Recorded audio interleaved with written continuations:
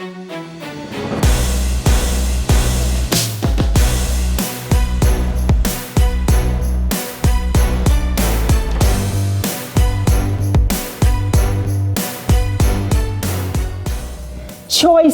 a variety of choices in the NPC and the IFBB Pro League for the women, starting with women's bodybuilding all the way to bikini. So many options. And so I thought, you look at a lot of these competitors and you think that they made the choice to be in the division that you see them competing in. And in some cases, not so. And today we have two IFBB Pro women bodybuilders that started out in the figure division. So no one better to discuss the options and the choices and their transition into women's bodybuilding. Let's welcome Jada Beverly and Stephanie Flesher, both just off the Indy Pro and the New York Pro. Welcome, ladies. Thank you so much. Yes, thank you. Yeah, so wait, first of all, how are you feeling? Because New York Pro just recently happened. I love New York now. Like, New York stole my heart. That was such an incredible experience. What an honor, like a prestigious stage. I felt the most beautiful I've ever felt as a woman on that stage. Exciting. Yeah. Wow.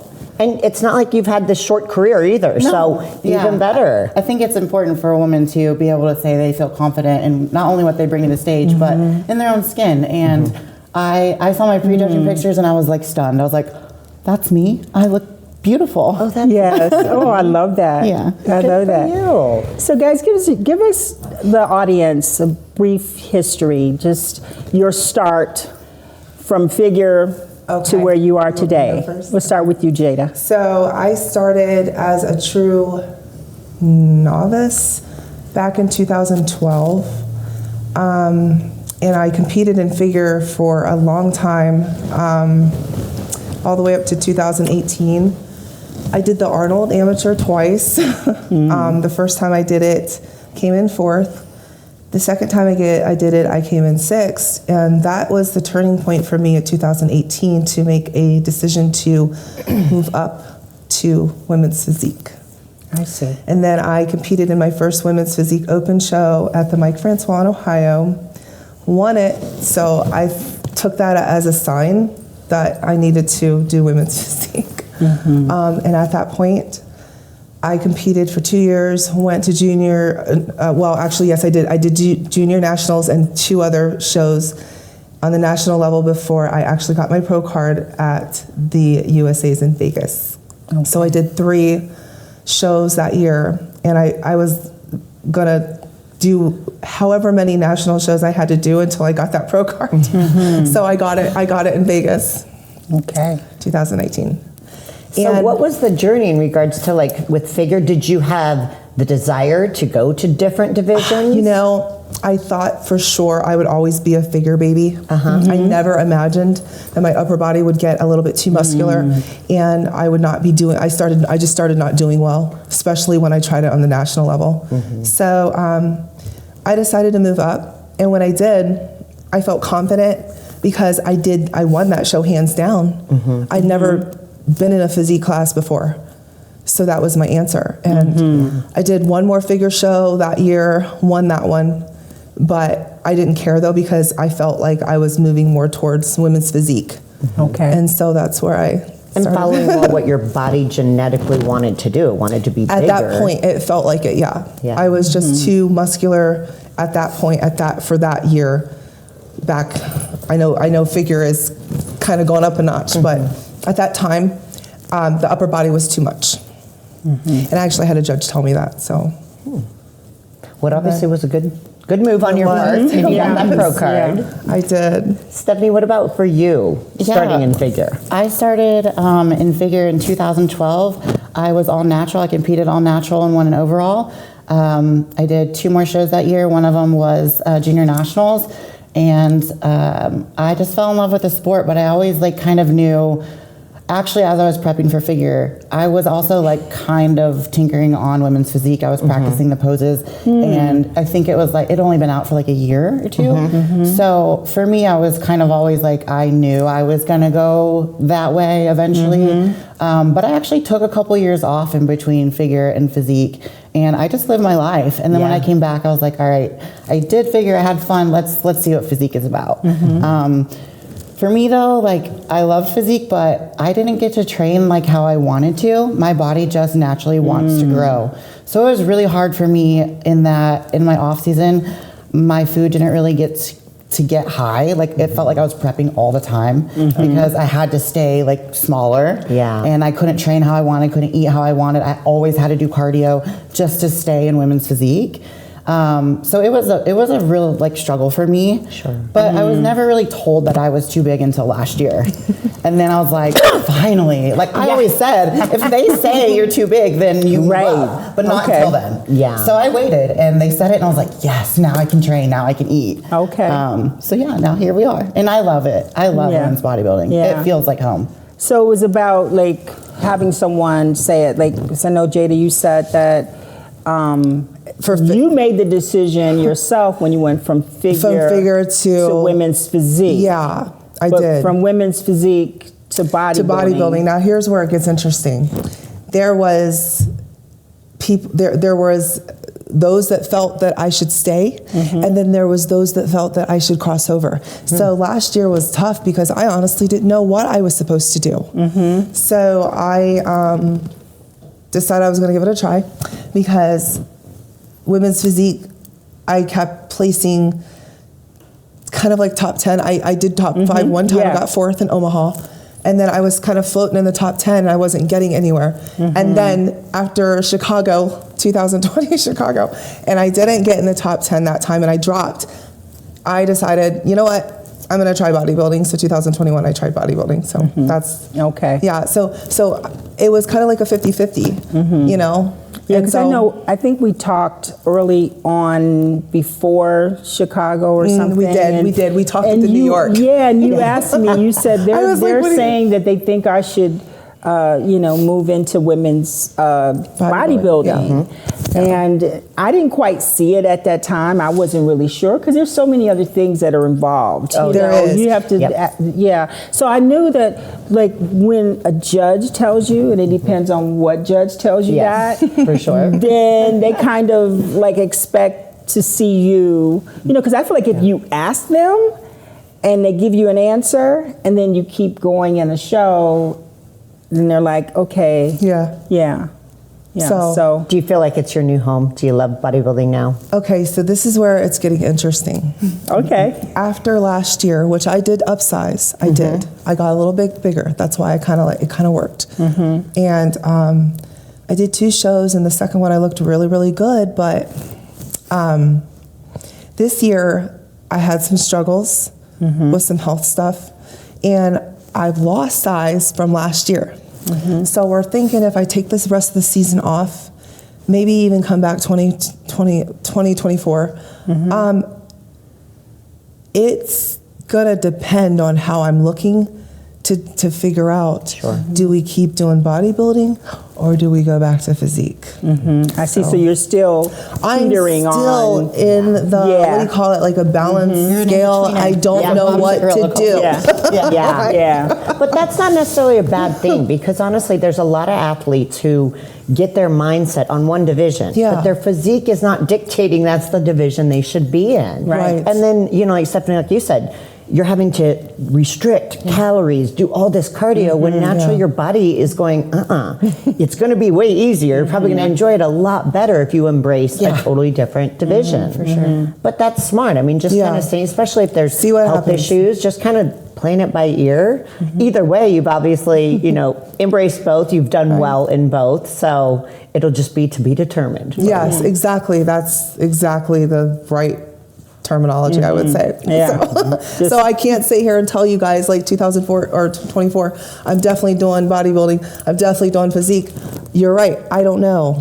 So we'll see, but I will be coming back, but I do need to take a break because since I started 2012, my first novice show, up until this year, I have never taken one entire year off. Oh, yeah. So my body told me this year, even though I was trying, my body said, no, we're not doing this. And now I have to listen. So we had that conversation, Stephanie, because you qualified for the Olympia last year. And you made the decision that you retired, and that, or just you needed to take a break. There's multiple reasons. I mean, I had done 3 shows in 5 weeks, and I would have to be in prep another 9 weeks.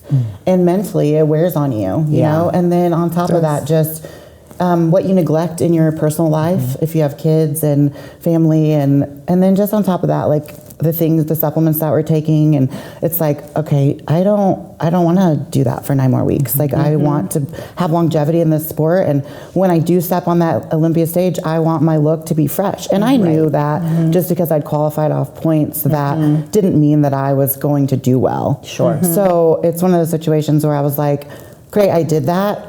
In 2 shows, I qualified. In 2 shows from switching to female bodybuilding, I qualified for the Olympia. This is where I'm supposed to be.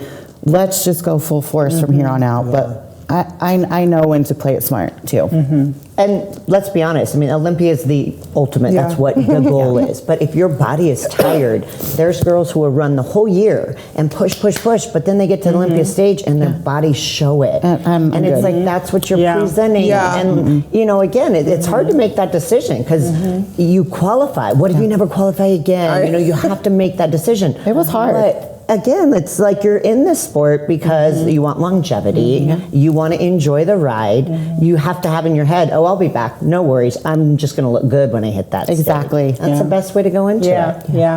I know I had an advantage in as when you win the title, you don't have you're right. However, we have other things that we have to deal with, but it does make a big difference when you can take a break.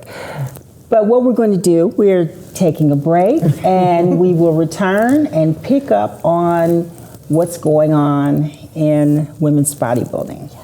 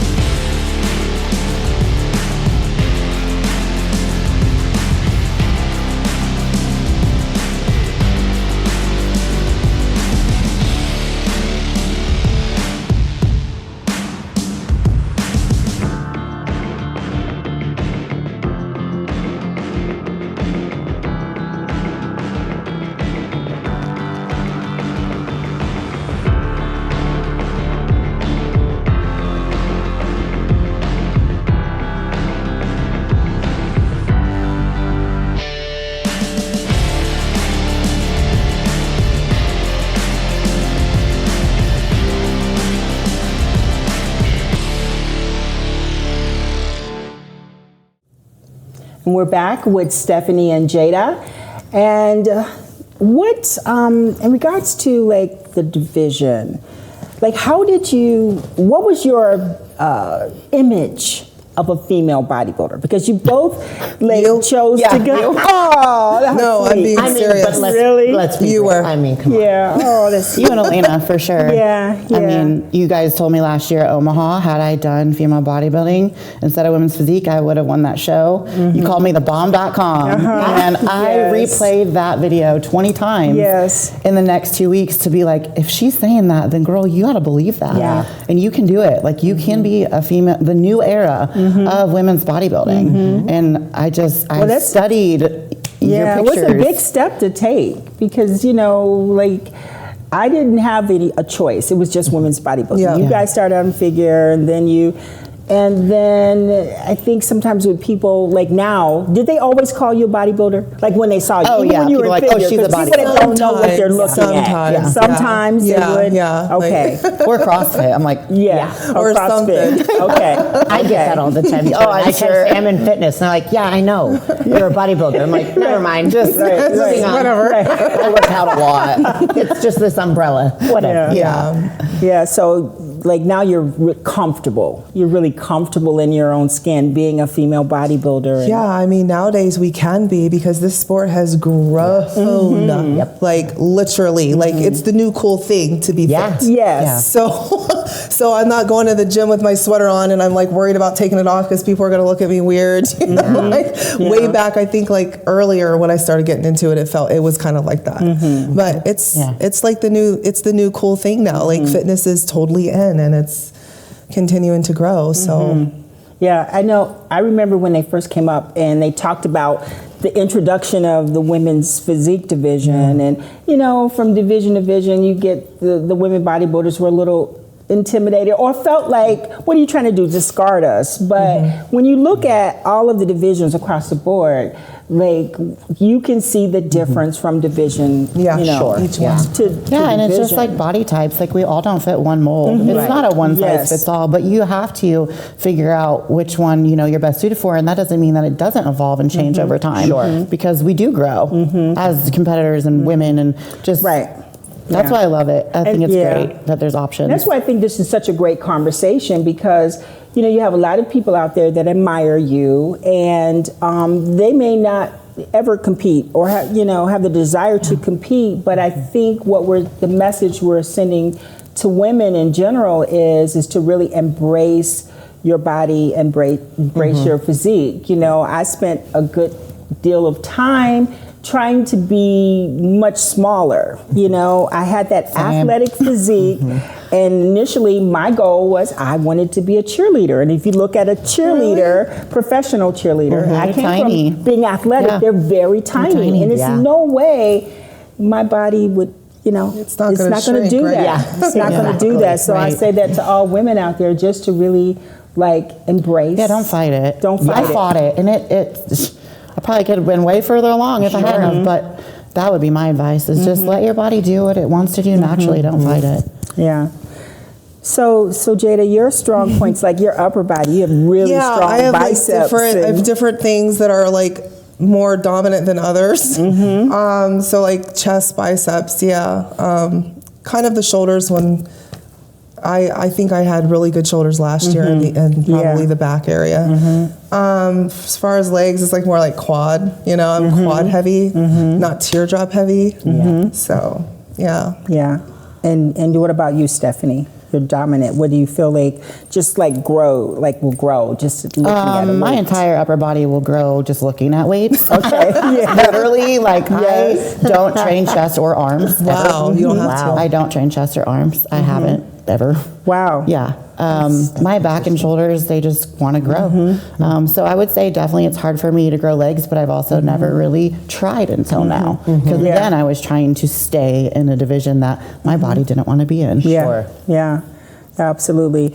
Now, I'm curious in regards to from figure in heels and not having to do anything except do your quarter turns, and now you move into women's physique, women bodybuilding, you get to actually do routines and have that creative outlet. Was that scary at all, or was that what attracted you to advancing into the other divisions? I did miss the heels because I came from a pageant background, so I liked the heels. But it was a really unique, new, I want to say, change. I felt like in physique, because we do routines and we can actually do poses, you could express yourself better. And it became more artsy and creative. So I was fine with it. I thought it was I felt cool. I was like, look, I'm doing, because I would watch the bodybuilders and I would watch them do their poses and stuff. And I used to think to myself, I wish our division did a little bit more except stand there and do honestly, for sure. turn, Yeah. So it was great for me. Yeah, I agree. I was a gymnast, so when I transitioned from figure to women's physique, I was like, finally, we get to kind of show off our hard work and flex. Yeah. We're not just standing in heels going in a circle. Right. So yeah, I was obviously excited about it, and watching like DLB and Juliana Malacarne. I mean, those are women that we kind of grew up on and idolized. So of course I was excited. Yeah. When you have great role models and mentors, it's awesome. Yeah. Which is probably, in reality, that's why you've done well in it. Because if you're following your body genetically and it's just meant to be in a bigger division from figure, but if you are scared to perform, that could prevent a lot of people from ever taking that leap. So it's great that you guys embrace that. And like you said, that creative outlet, that's what's fun. And as an audience member and a fan of the sport, you want to be entertained. That's our job as athletes on stage. And if everyone's doing the exact same thing, it's like, it's very redundant. That's what I was so excited about, like when the women's physique division came along, and I'm like so impressed because you guys are always well conditioned. Your posing routines, you took a lot of, you put a lot of value in your posing and entertaining the audience. And so I thought it helped women bodybuilders step up our game. It also gave us, what do you call it, like a farm team, like we could pull from. And that's where we got you guys from, because, initially it was like a little intimidating. You see a female bodybuilder, and if there was just women's bodybuilding and let's say wellness or figure, but you were like, I'm not as big as a female bodybuilder, and I don't really want to do the heels and the turning my rear to the audience type thing. But so you guys come along, and then when you start weight training, you get to see how your body responds to weight training, and you embrace this strength that you have. So I'm so grateful for the women's physique division. I love women's physique and women's bodybuilding. I think it's awesome, especially that women's bodybuilding made a comeback. And I'm excited to see where the division goes now. I'm really excited about it as well. Yeah, so you guys are brand ambassadors for Wings of Strength. Well, she is. She is. And I haven't made it on the. You haven't made it on there yet. Okay, you will. Yeah. So, and that's one of the things I would tell a lot of the women. I mean, we have we're a team. Women bodybuilders. Don't you feel more of a closeness? And I feel like it's. In women's physique, everyone's wonderful, but it's more of like a sisterhood, but also a rivalry. In women's bodybuilding, it is truly women empowering other women, because we are already the 5% in what we do in this industry. But women's bodybuilders, that's like the 1%. We gotta stick together. We are so objectified in the world, and it's like, oh my gosh, look at that, she's a freak, or she looks like a man, or she's this or that. And so we really, I feel like it's a home. Like these women really genuinely care about each other and our success, and we're there for each other. I saw that in fitness. The fitness division. You guys are. We're super tight. I mean, literally, some of my best friends are athletes that I met on stage as competitors, but and only you know what you guys put your bodies through, so you have so much more in common. Exactly. I mean, but it's great, because I'll be honest, when I first got into this sport, I didn't know about fitness. I started in figure as well. And then I realized these other athletes over there jumping around and being silly, and I'm like, oh, that's me. But I did experience just backstage seeing more of the cattiness, and there was not this support. And that's one thing that I'm super proud of, is this whole evolution of our sport and people coming together. Yes, we all work hard, we're all there to win, we're all competitive, but it has changed night and day from what I've personally seen, where there's not any, I mean, it still exists in everything, but people have come together so much more, and the divisions just really honoring each other's hard work. So it's incredible to see, and it's nice because, again, you guys have experienced it too, and as you mentioned, Jada, it's like this sport is way more common now, and it's way more acceptable, which is great because, Stephanie, you said you hear some of these comments or people, judging you. Have you felt that that's improved? Are you being more accepted now? Do you feel like it's just in normal society? I don't think it's any less or more. I think as a competitor, you just mature, and it's how you react to it. So for me, if it's negative, I just, bye, there it goes. So these people that are ridiculing or have opinions, they're not paying my bills, so why do I care what they have to say about me? Yes. It's truly like, I don't care what you have to say about me. Your word does not, reflect how I'm going to act. So. Yeah. That's the best attitude You to got to have, keep though, being honestly. me. Keep doing you. You're never going to please everyone, and haters bring it. I mean, that's what It's motivates fuel a lot of us, sometimes. right? Yeah, Yes. absolutely. So when you guys made the switch from division to division, did you have coaches? Have you always worked with coaches? Or because it's like you have to, I don't know if you have to switch or change a coach, because I would think it's very different. There's some coaches that have the ability to work with a bikini competitor and a bodybuilder. Yep. Yeah, so I mean, I've had my share of coaches, obviously, Yeah, but me I think the ones that I've had predominantly did stick with like women's bodybuilding and women's physique, I or they see. were more figure and physique. Okay. I wouldn't say that any of my coaches were like, he wasn't known for like a bikini coach. okay, Yeah. okay. Yeah, and see, that's where I made the mistake, because my coaches were known, some of the ones I used were known for coaching the smaller divisions. But I tried to stick with the one team I was on because they were local. So coaching for me in this division has been a little bit of a struggle. So, Okay. Yeah. but because I haven't really, I did use one last year. There was one I used for Tampa. Okay. Who worked with bodybuilders before. Okay. But where I'm from, like, it's hard to get coaches. I mean, Yeah. I tend to like to go and be able to be near a coach, because I was spoiled because back when in my figure days, I was living in Florida and I was on a team down there. Yes. So you go in and check in with the coach weekly.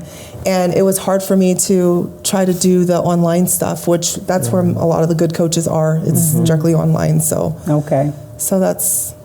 I haven't really had the greatest coaching experience yet. The whole coaching thing is really different. Yeah.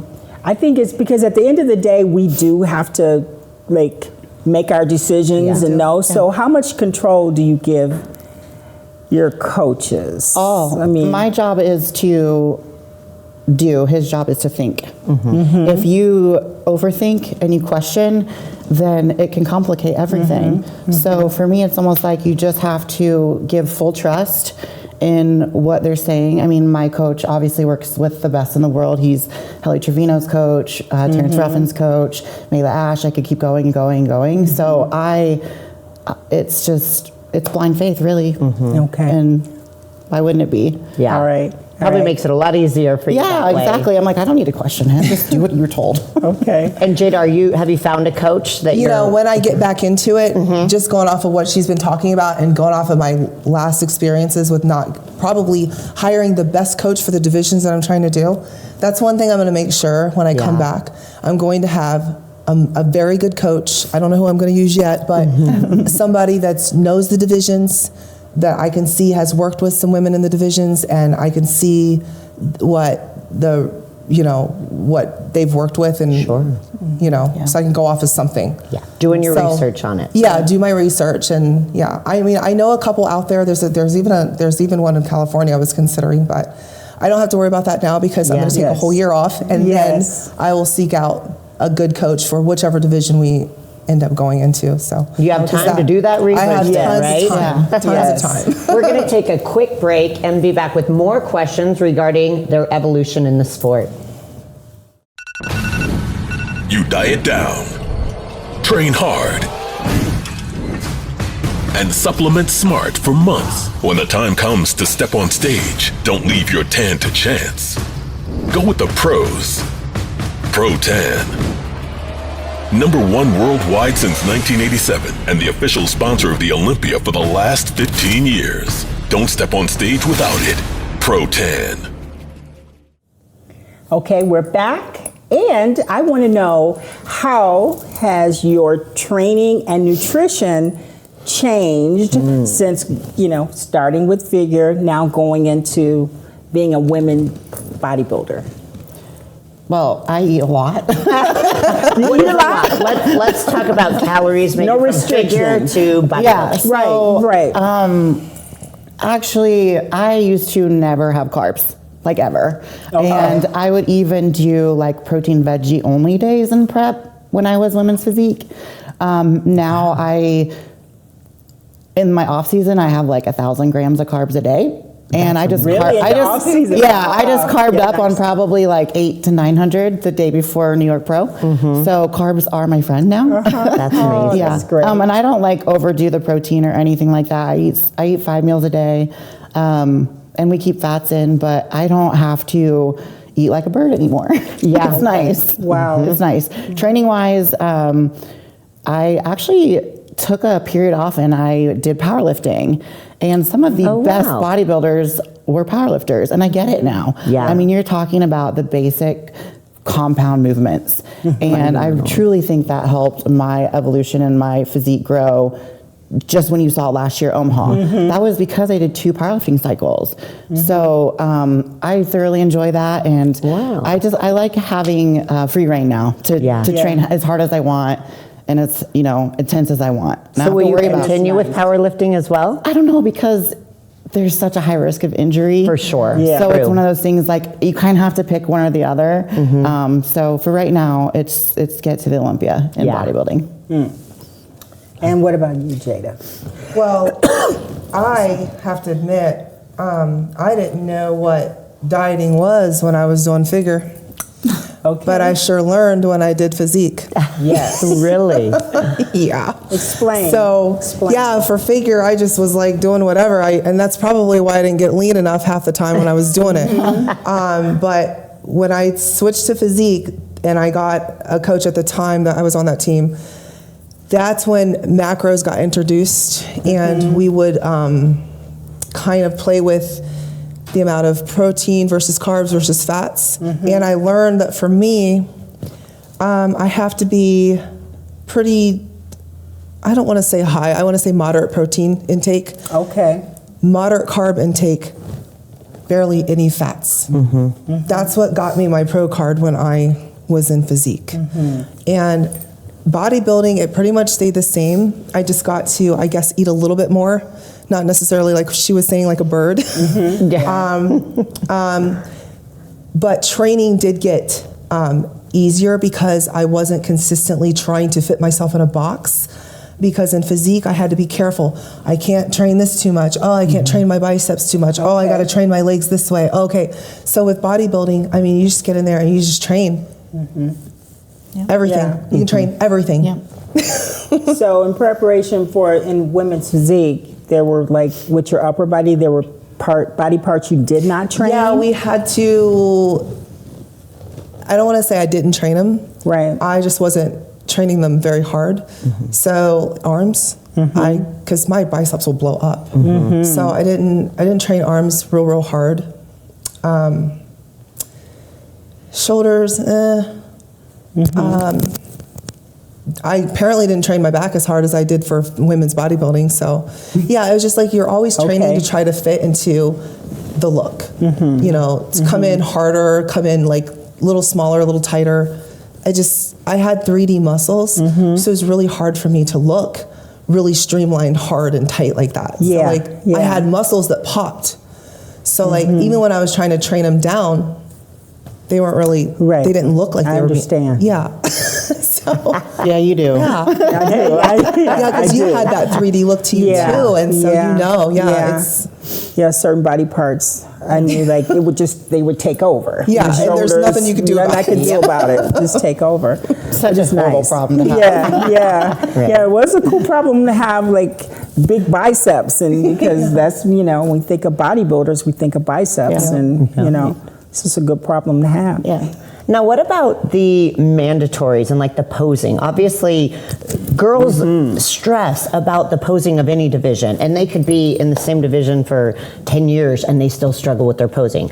But transitioning from figure, women's physique, to bodybuilding, and the different style posing, the mandatories, was that difficult? Was there one that was harder to really kind of learn and get accustomed to? It's been so long for me now, from figure to women's physique. I think I hired a posing coach at that time. I'm pretty sure I did. But last year, I had 2 weeks to learn the women's bodybuilding poses. Oh, you're kidding. No. Yeah. So that was challenging for me in that I was told I need to move divisions and do it quickly. Oh, and there's new poses. Yeah. So, and I'm still learning them. I've only been a women's bodybuilder for 10 months now. Yeah. So it's difficult because, you know, you're used to still trying to like keep your hands open and be kind of dainty and girly. Yeah. And now it's like closed fist. Yeah. And lat spread. back lat spread. Oh, that's right. So you guys didn't have, you don't have back lat spread in women's not physique. in women's division. No, physique. think about that. No open hand, no back lat spread. So for me, like that was my biggest thing. I had to learn how to spread my lats out, and I had to remember to keep my hands closed. Sure. First, we started this way, which you don't do this in bodybuilding. I had to learn you got to put your thumbs somewhere else. Right. All the It's tricks. just like it was just like what is going on? But yeah. So do they get on you if you have your hands out, fingers? I mean, because sometimes we did that in bodybuilding. Like I don't think you should do that in you prejudging, shouldn't. but I think in your routine, In your it's routine. okay. Well, I It's know not it gives you judged. more control. Yeah. When you have your hands, especially If you have short nails, I don't know how some of these girls do it. They Yeah. got long nails Yeah. and they're making There's fists. no I'm like, way. how are you doing that? So with only 2 weeks, when you hit the stage, how did it go? Did you make mistakes? I mean, I Was got it- third at a huge show, so I think it went okay. Well, that's good at least. Yeah. And obviously, then you had to have nailed the posing. I mean, I wouldn't say nailed, but I did good. Yeah, you did. I For did. you. I Yeah. did good in the 2 weeks I had to learn it. Yeah. Yeah, because it's not like going from figure to women's bodybuilding. You Yeah. know what I mean? That Like would be you a guys much were used to posing bigger. in back double biceps and Yeah. side chest. It was and- like changing my side chest up, you know, Sure. from this to that, and then just adding 2 more poses. And I was like, you know what? I'm just going to do the best I can. I have 2 weeks. Yeah. Yeah. Accepting the challenge. Yeah. Keeps it That was- interesting. Yeah, you did a great job. Thank you. And Jada, so your first women's bodybuilding competition was it Tampa? Tampa. So that's a really big show. Yeah. I had no idea what I Going was for the doing. gusto. Like 21 people, and I was like middle of the pack. So I'm like, well, Wow. Okay, so you did good. Yeah. Then. Yeah. 10. So we're 21. Yeah. 21 women bodybuilders. Yeah. Wow. So that's pretty dead good. That is. And was that in 2020? that was last Last year. year. Yeah. We met last year. Yeah. at their My show. last year. Yeah. Wow. Yeah. So we know you decided, so you're taking the rest of this year off. Yes. Just did Indy. So what's your plan My for plan this is year in your to- training? Get healthy again, feel better, and just maintain my training 5 days a week. I'm going to keep cardio in there because I want to stay kind of lean because that's going to give me, that's going to help me like tremendously. Yeah. So yeah, I'm just going to do the basics this season. I'm going to continue with, I have clients that are doing amateur shows. So I'm going to like kind of do the coaching thing for a little while, you know, Okay. because obviously, you know, like I started up my muscle realm business and my other 2 people. And I don't know if you know, but we're the ones that helped put the Indy on. Yeah, that's what so, yeah. that's so the- we yeah. want to talk about that. Yeah, this is a place for you. Yeah. Platform for you. Yeah, to tell I mean, us we what just you're decided doing. that we wanted to do something in the sport, and I wanted to try to compete early. And the Indy has never had bodybuilding, but he had wanted to. The promoter had wanted to bring something in. So, somebody very near and dear to me had an incident last year, a very bad one that changed his life. Okay. Kind of changed mine too. Due to, because I mean, he was competitor too, trying to get his pro card. I see. So we got our heads together and said, you know, just because this happened to me, we need to keep going forward with what we love. And so we started the business, and it was him who gave us a lot of the money to help with the show. I see. To So- finance the bodybuilding, Yeah. women's bodybuilding. So he said, you know what? Let's launch the business and let's see if we can have the show next door in Indy. And yeah, it was basically him that kind of financed the whole thing. So That's amazing. Yeah, all of Yeah. us up here, Michigan, yeah. Indiana, There's and not Ohio. there's not really been a Midwest show. Not really. I mean, there's Omaha, Right. but not something that's right in the center. That's Sure. near. Because Chicago, I guess, but well, yeah, Yeah, but it's in Chicago. Atlanta. Yeah, it's in Atlanta. Last couple weeks. So yeah, so we just decided to give it a go and do the show, and it was a great little show. There's 5 of us, and Yeah, it was quality. Yeah. I think quality. he's a great athletes. promoter. He puts on a really good show. best. Yeah. So if we can, we'll try to go for it next year. Well, we definitely will be supporting the indie show. I was like, wow, excited when I looked at the lineup and the fact that he put on that show. And I mean, and I'm it's from great there, to hear so that. Right. I had no You reason told me not you to were do that. from Yeah, there. right. Yeah. He kind of asked me last year. He's like, if I bring it, will you do it? And I said, yeah, we shook hands. Very so good. I had to do it. You know. Yeah. Yeah. Well, you ladies did an excellent job representing. Thank you. It was very fun. Yeah. And now His you, first show of the Stephanie. season. Here, First, here in the U.S. Right, in the U.S. It was the first. Yeah, it was. Which was Finally. awesome. Yes. Yeah, the first. And then how about you? Obviously, just coming off these two shows, are you trying to decide, you said? So right now I'm tied for second in points. I really want that win though. I see, so you're tied for second. Tied for a second with Mona in points right now. Okay. Yeah, so the season just started. Yeah. So you can't rest too easily. I don't want to rest. I'm lean. I still feel good. Technically, I've actually only been dieting for 13 weeks. Oh. So a lot of people do, 16, 18, 20 week preps. I've only been dieting 13 weeks. So I've still got Good job. more to go. And that's why I'm not quite there yet. you know? I need to be a tad leaner. Well, I have more dieting to do. I can do. So my plan is, as of right now, tentatively Omaha in 2.5 weeks or Puerto Rico in 3.5 weeks. And hopefully getting that win. I want that W. And then before. would you rest until Olympia? I think I'll apply for rising just because it's the rising Yeah. championships and I'm a absolutely. female bodybuilder. For sure. But yeah, the plan fun would be rest after this one, the next show.